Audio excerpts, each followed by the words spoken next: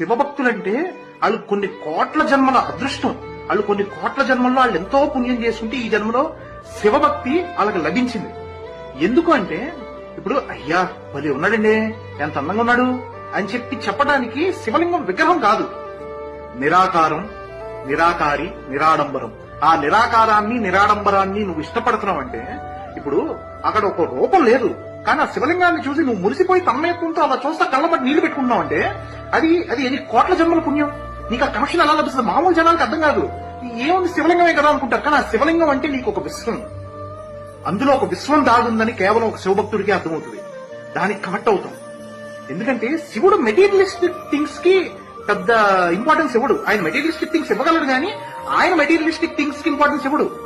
ఆయన ఏం ధరిస్తాడు?